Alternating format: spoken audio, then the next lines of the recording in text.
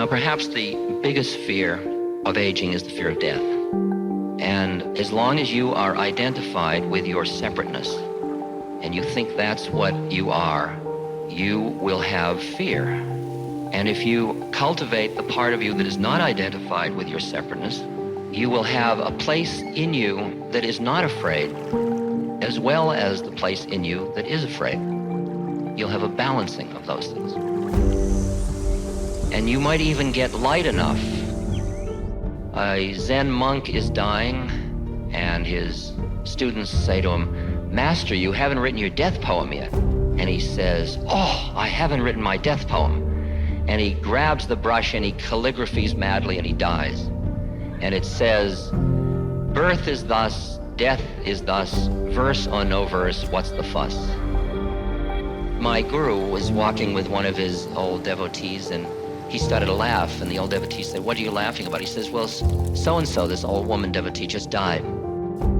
And the friend said, "What are you laughing about? What are you, some kind of a butcher?" And Maharaji said to him, "Would you like me to make believe it's all that real?" Now, the question is, where does somebody go? What happens? It's a mystery.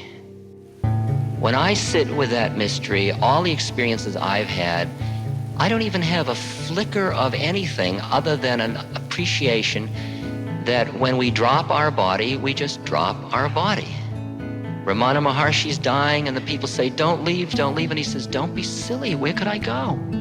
It's just a shift of form. And if you have loved somebody in the love that transcends form, even for a moment, you and they aren't going anywhere. Your mind may say they've gone, but that's your mind. The minute you quiet down, go back into your heart, they're right there again. And love really does transcend death. There's not even a doubt in my mind about it. And you remember when I said to Emmanuel, "Emmanuel, what shall I tell people about dying?" He said, "Tell them it's absolutely safe."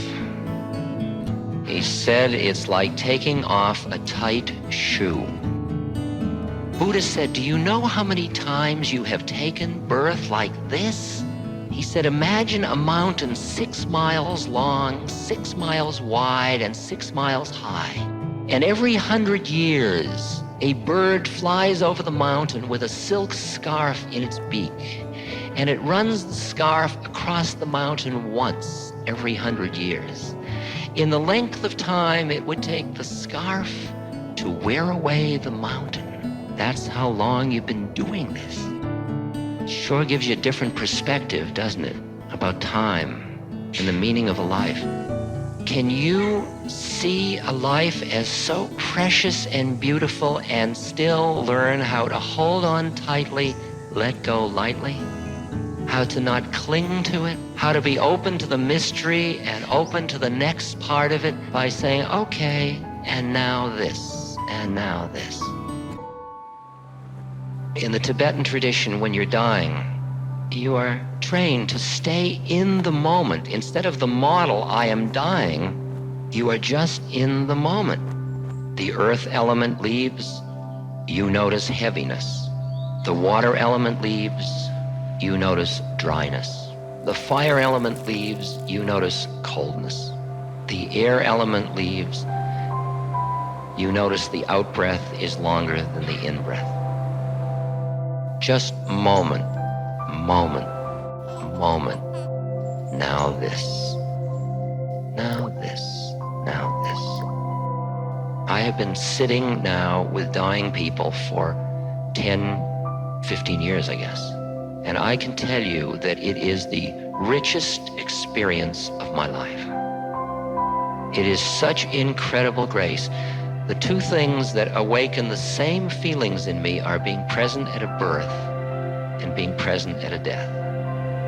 And at that moment of death, when you feel the awareness leave the body, and when that person's connection to that which is beyond their body is deep enough because they have relaxed the mind that keeps grabbing at their separateness, so that they can just let go very gently. There's not even a ripping, there's not a pushing, there's not a grabbing. The whole secret is to live this moment fully. Now this moment. Now this moment. So if you're in this one, how do you know the next one may be the one you die in? The best preparation for your dying is that you live this moment now, fully, moment by moment. And then one of them will be the one in which you drop your body. And it'll just be another moment, nothing special. It's not really that dramatic. We milk it so much, such a big drama. Will he die? Won't he die? Should she die?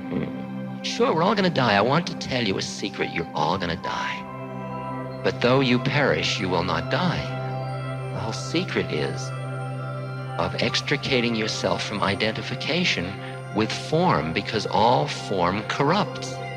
It all dies. You take care of it, you honor it, you clean it up, you keep it healthy, as it is slowly corrupting. Hold on tightly, let go lightly.